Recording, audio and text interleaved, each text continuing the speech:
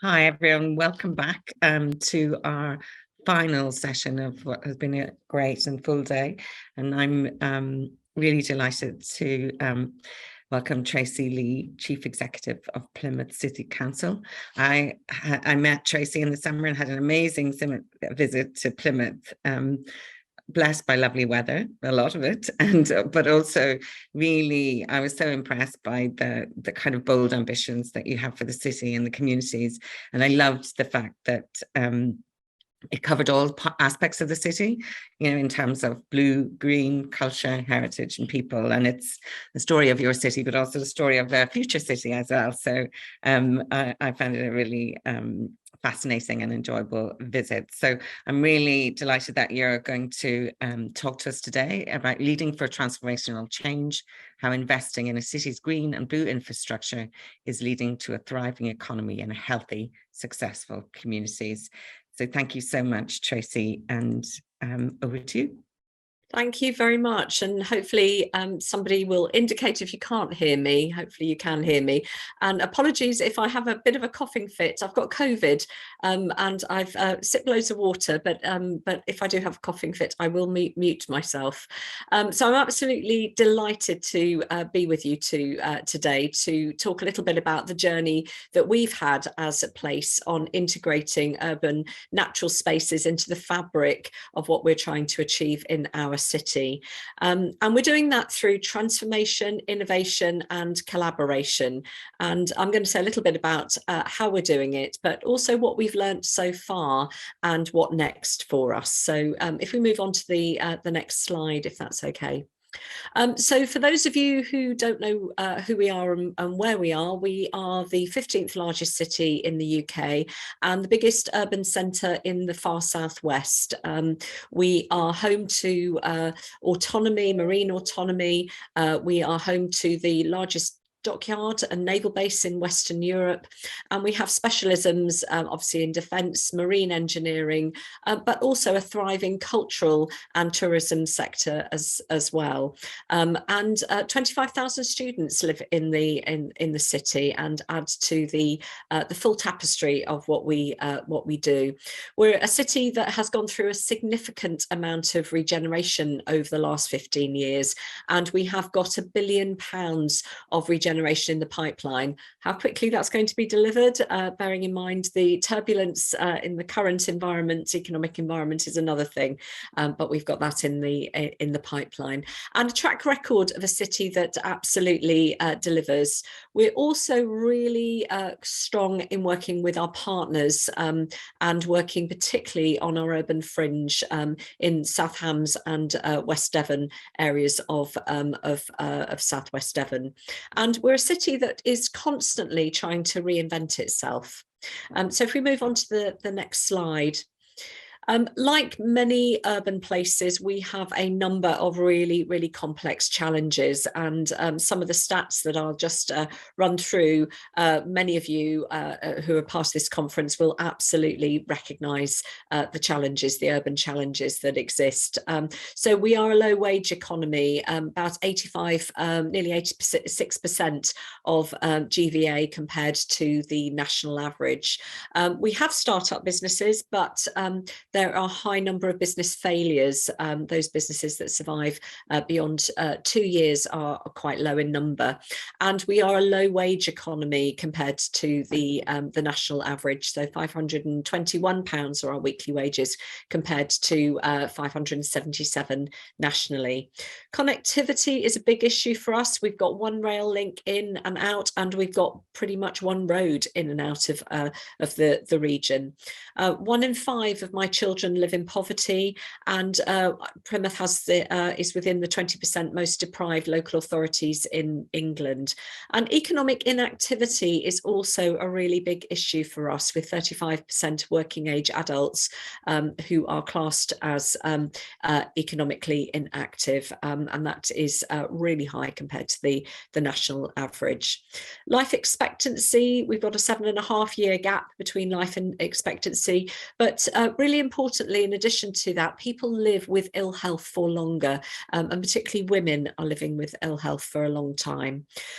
Educational attainment isn't where it should be, and in terms of qualifications, and particularly post-16 qualifications, we have much lower levels than the national average. Climate resilience for us is a big issue, being on the coast, so storms affect us as a place, and rainfall events that we see both over the summer but also the autumn and spring also have a significant impact. So actually planning for how we mitigate and have that climate resilience is very important to us. We also have the challenge of net zero. Our ambition is to be net zero by 2030, and that is incredibly challenging for any place. So if we move on to the next slide. This slide really shows you the extent of our green spaces, and you can see here that we have got a significant amount of the city is green, is a green space. And as Eilish said, what isn't green is very often surrounded by blue space. We've got the third largest natural harbour of any city in the world after Sydney and San Francisco. So that blue and green mix in the city is incredibly important to us. And we've allocated a number of green spaces and designated them as part of our planning processes, that sense of making sure that your local planning infrastructure really sets out your policy direction, and your ambition is really so important to us. And for some time now, we've really understood the importance of natural spaces to sustainability of our essential city infrastructure, and we're really embracing that, the opportunity to use those green spaces in a very, very different way. So not just for the city, but as a green space, but actually helping us meet those wider challenges. And that has been the key for us. How do we make sure we're playing those green and those blue spaces into meeting those wider challenges and maximising the benefits that we get from developing those new relationships? So if we move on to the next slide. For us, the Future Parks Accelerator journey started 3 years ago, and it really landed at a perfect time for us.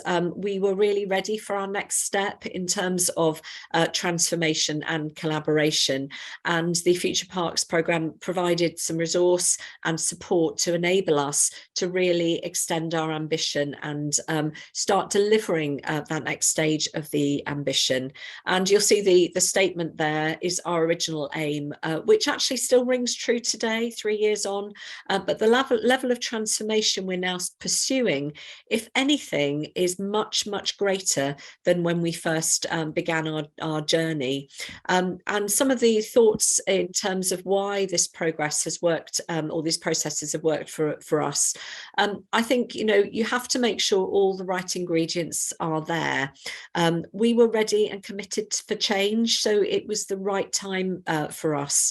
We are prepared to try some new things and push the boundaries and be bold and take risks. Knowing the answers had to come locally from our places, but supported by Future Parks Accelerator has helped us fund new routes and meet our potential. And having creative teams working together, both those teams that come from the national programmes, but also working more locally with our local people, and the sparks that have really come together in that way have been great. All I've done is provide backing and empower people to do things and to try things, but also provide that security net, really, to say, actually, sometimes things we try won't succeed. They won't all succeed. We hope we succeed more than we fail. And members have been in the same place, actually, in saying, let's just try something very, very different to the way in which we've operated. So if we move on to the next slide. when people think of councils, we'll say, well, actually, our job as councils, as local places, is to join up what happens what happens within our place. And that place-based delivery or placemaking is really important. And hopefully this diagram helps to just explain how we always try and hold all those various ingredients and bring them together in our place.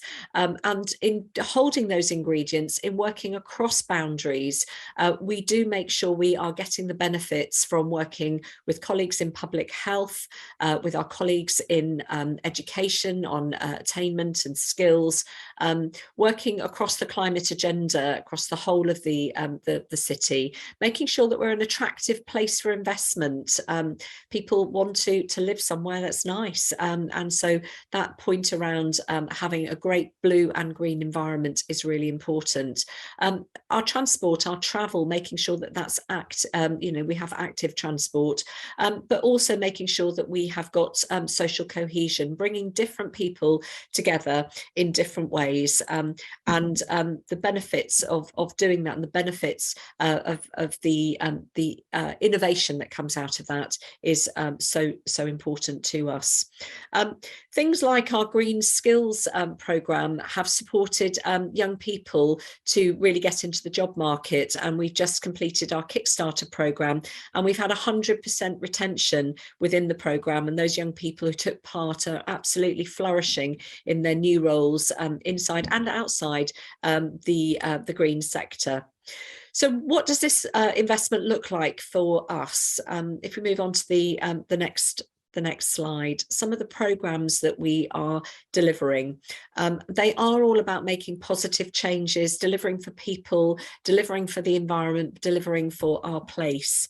And the first one is the National Marine Park. So we are the UK's first National Marine Park, and we've really tried to bring learning from that to make sure that we're innovative, that we're brave, that we inspire others, and we achieve.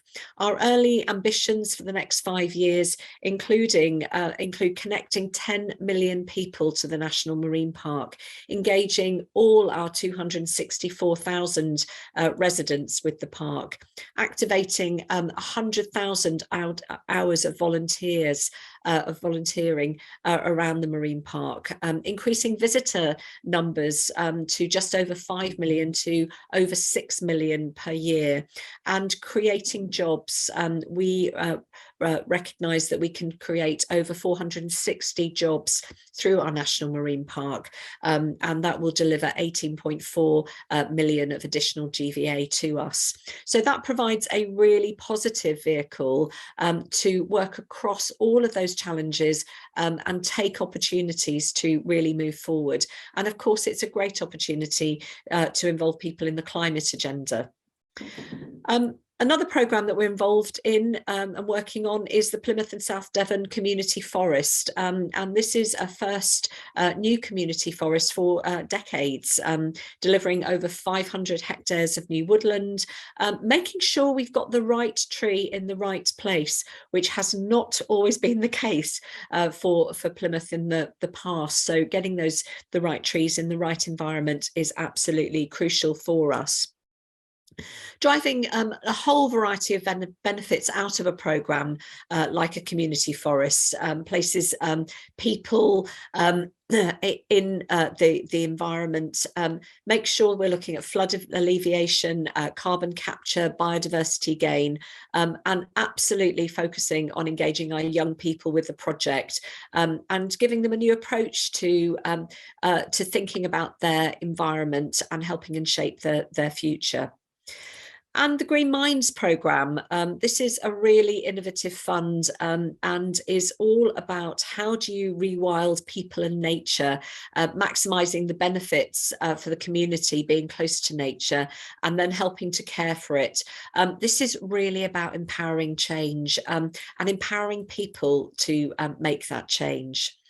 And then finally, the Plymouth National Natural Grid, which is a green recovery funding programme, delivering enhancements to our places in a manner that's supporting young people, from our Green Thinkers programme to our Kickstart programme through formal apprenticeships. And our approach to diversity and inclusion was recognised nationally recently at the Kickstarter Awards. So we're really pleased that that programme is very much about making sure that we are building our environmentalists of the future. The significant scale of those projects is essential. So what we really wanted to do was to be bold and to do things at scale. I know that very often we will do a small number of projects in a small number of areas, but actually if you're going to bring about big change, people have to see it and they recognise it, and therefore scale is so important in doing that. So how does all this happen? Well, it's really important that you make sure that the pace of change and the need and the innovation and creative solutions come forward very much as part of a partnership. So if we go on to the next slide. But partnerships could be logos and they could be headed paper and they could be badges. But actually, as we know, partnerships are about people and they're about relationships. And collaboration is even more important in the current climate that we all face. And through our journey, supported by the Future Parks Accelerator, we've made many more partners. We've really linked in partners that we wouldn't have thought possible. We've linked in new sectors and integrated our people to work together. And there's an absolute phrase that we use in Plymouth, which is, if you're doing it alone, you're probably doing it wrong. So the starting point is, who should I work with? Who would it help to work with to get the maximum gain, and to make sure that we really are place shaping rather than doing things in silos. But as we know, it's not just about organisations. So if we go on to the next slide. The thing that makes the biggest change is how we get everyone to feel a common purpose and their place in it. And so our teams looking after our spaces, integrating on the ground, getting that delivery, feeling ownership of the approach, and really making sure that those benefits are seen and felt. And we've also found things like, reducing sickness and increasing job satisfaction through the way in which our teams are working. Empowering our communities to be part of the change is absolutely essential. They want to be part of the change, but also they want to see those benefits and feel those benefits. And our champions, we have a whole variety of champions who really work with us, and we really want to kind of sing their praises. So whether that's someone like Mila, who's one of our first National Marine Park Ocean Heroes, celebrating how they're working to improve the environment that is so important to us.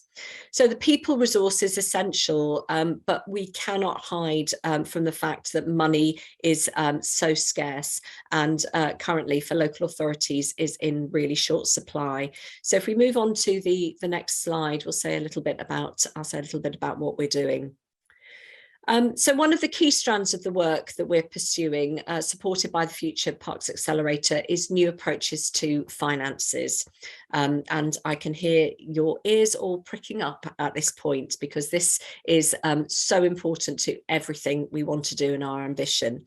As you will have seen, we have great ambitions for our city and how natural spaces play such a key part. But our ambition is not matched by the funding in our council budgets, and depending on announcements that are made over the next few weeks, some really tricky decisions are going to have to be made up and down the country by local authorities in terms of their funding. So our approach has therefore been to find new investment opportunities, capitalising on the new emerging green markets, but importantly doing it in a way that works for us, is credible, and helps us achieve for our place. We're pursuing numerous options from habitat banking to blue carbon. This might seem unusual to some. Why is a local authority engaging in that sort of thing? But the simple answer is why not? If we don't do it, then others will come into that space. It's different, but we're in a very different world to the world a few years ago. We've got more challenges, less money, but there is a new opportunity to look at and develop those green finances in the market. And the diagram that is on your screens now shows the modelling of one option linked by biodiversity net gain. I'm not going to talk through the details of that, but I know colleagues from Plymouth will be happy to talk about that later in the week. So please do have a catch up with them. I would leave you though with one thought, and that thought is that this is a once in a generational opportunity. Local authorities are perfectly positioned to take advantage of green financing, so I would highly recommend we grasp it with both hands and make sure that we are using that to really drive forward on our ambition. So just very finally, last slide from me, a little bit about what we're doing next. So what I would say to you is we are still very much on the journey. We're growing, learning, we are making mistakes, we're learning from them, and we're moving forward.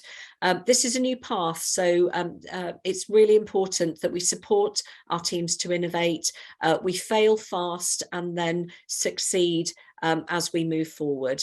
By 2030, we will have made significant progress across many areas and have embedded elements such as our new blended funding models in what we're doing. There's also, though, some really tricky issues that we absolutely need to resolve if we're going to accelerate our progress. Our natural infrastructure successes have been down to creativeness and ingenuity, really, but very often national systems don't help.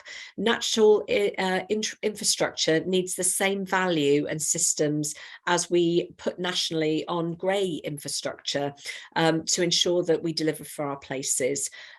We need to make sure that we're enabling that green finance revolution. And financial regulations may need to be eased to encourage and enable us to do that. And we really want to make sure we're joining up across sectors, and that includes at national level. So often in our own places, we are the place shapers trying to pin and stitch together what's happening nationally, but it would be great if nationally that happened too. And then a final thought, the thing that triggered the transformational was changing from what we thought and what we valued about our urban nature. Excuse me. So we moved from thinking about a liability on our balance sheet to an asset for the city and its people. And we're incredibly grateful to the Future Parks Accelerator for helping us do that and helping us work through that. And what I would say to you is, whilst I always think of Plymouth being unique, we're not. We have the same diversity of challenges as other places across the country. And so what we're doing in Plymouth is perfectly replicable in other places. And I would really encourage you to go on that journey, your own journey to the future. Thank you very much. Thank you so much, Tracey. That was absolutely fantastic. Fantastic because you've got COVID and you sounded so well and brilliantly enthusiastic about your plans in your city, but also just such an interesting, I think, summary of practical things in action about your ambitions for the city. And I think it's really interesting what you say about kind of shifting the perspective from seeing things as a liability to being an asset, which is really so key. You're completely didn't, turn your back on the challenges, which are kind of obviously historic, current and future. But I think you're really seeing the opportunities. And I think that's a really interesting challenge you also made to us about kind of that once in a generation about green finance, which I think is an interesting area which we all must explore. But what's really key, I think, around the green and blue nature is seeing it as kind of absolutely core to people's lives. And I love the idea of that pride in place, which is so important, and which I really felt on my visit there as well. So another, I think, extremely positive, if honest but positive assessment from today on the challenges and opportunities for all of us in what has been actually a really kind of rich day of contributions. So thank you everyone again for this. I've really taken a lot from it myself, and I'm sure there are lots of people who have taken more. And we have yet more to come. The next 2 days are structured around the key topics of health, urban nature, community activation and participation, funding, finance, and new business models. And we'll be sharing the links to the programme and all our resources in the chat. And I do hope that you will join us in the next couple of days. That now brings the end of the first afternoon of our conference. I just want to thank everyone who joined. It's been full of interest and full of real positivity, as well as a kind of collective network of people working towards a common purpose. The kind of thing Tracey said is to feel a common purpose and to your place in it. So thank you everyone for today, and best wishes for the rest of the conference.